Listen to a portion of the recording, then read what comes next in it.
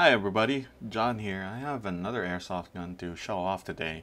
This is a Tanaka M19 combat revolver, and there's something really about revolvers in airsoft because you basically get two kinds. You either get the Tanaka, which has 11 rounds in it, more on that in a bit, or a Marushin or a wind gun that essentially mimicked how a real revolver actually is used, meaning you put in 6 shells, you fire them off, then you reload.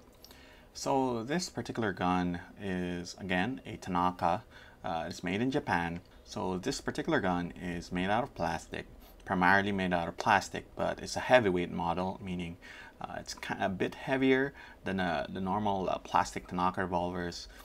The cylinder I think is metal, but everything else is plastic. Most of the parts is plastic. The hammer I think is metal, the trigger is metal, but certain parts of the frame that is also metal, but majority of it is actually made out of plastic, which is actually fine. Despite that, the gun actually looks like it is actually made out of metal. There's really something to be said about Tanaka revolvers. They look very nice, they look very real, and it's one of the reasons why I've always wanted one, and I actually bought one when I went to Taiwan. So like I said earlier, this gun isn't like other airsoft revolvers in a sense that it doesn't actually use a shell to house the BB. Compartment for the BB in the cylinder. If you open the cylinder, you will see just like a small place to actually put the BBs.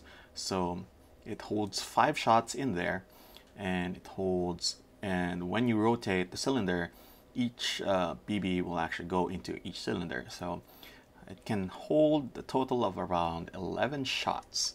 The cylinder itself is the one that actually holds the gas. So the grip doesn't hold anything. So you can actually put in real steel K-frame grips in this particular gun and it'll fit. There we go.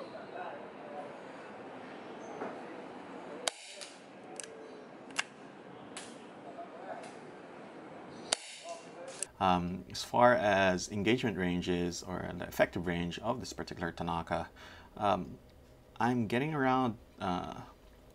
actually getting around 30 to 40 feet on it. And you can probably hit a man-sized target with this gun. There is a way to actually adjust the hop-up. It's right above the chamber.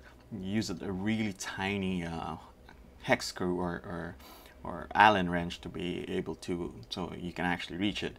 But there is a hop, so this gun is tuned to use 0.3s. So shooting it, it's actually pretty pleasurable. It has a really good double action trigger. If I would actually take a guess, I don't have any way to measure the trigger. Probably around 8 pounds. When in double action mode, in single action, it's probably has 3.5 pounds. The trigger is very smooth.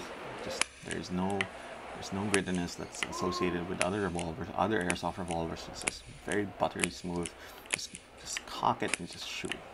When you actually run out of BBs, the sound really changes in a way that you do know that you've actually run out of BBs.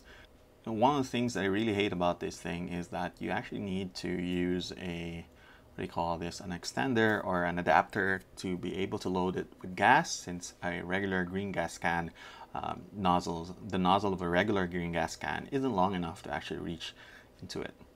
So that's pretty much it. I really like this revolver. I'm probably gonna get wooden grips for it. This is plastic. After all, you do get plastic grips when you actually buy it. In Kick BB gun, where I actually bought it, it's around 8.3 thousand pesos. So I don't know how much that is in US dollars. Probably around 160, 170 US dollars, which isn't too bad for this kind of gun. So that's pretty much it for this video. So if you like what you see, please like, subscribe, and comment down below if you have any other questions about this very unique airsoft gun.